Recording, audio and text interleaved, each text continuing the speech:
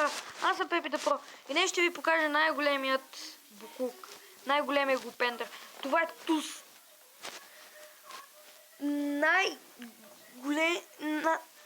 Най-тъпия гръцки рапър. Значи ето му е неговата песен. Ето сега ще видите как започва.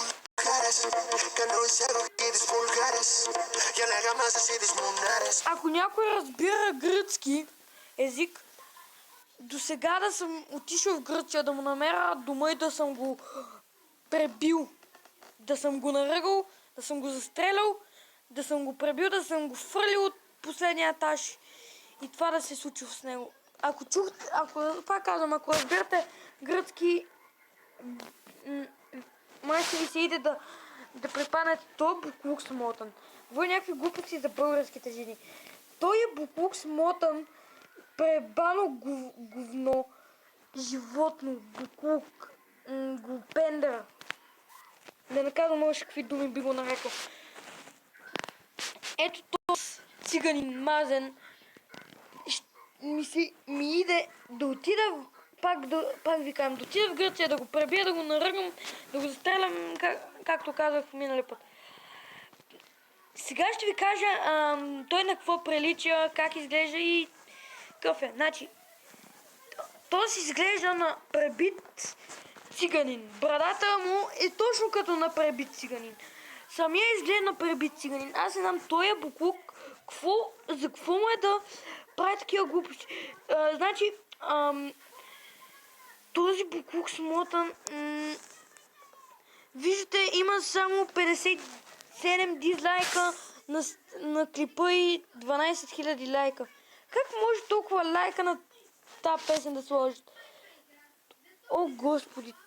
Това се казва това е бати буклука, бах ти буклука. Ето му името Туз. Ето ще продължа песента, за да я чуете. За да не слагам порно в клипа, защото в самото видео има порно.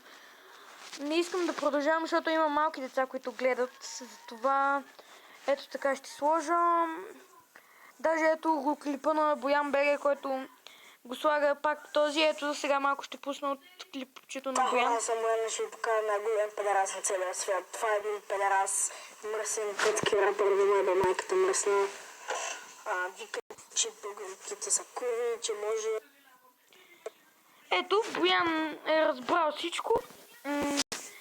Ще сложа линки към неговия канал и вие разбрах този буклук какво говори за нас българите. Това е много голяма глупост.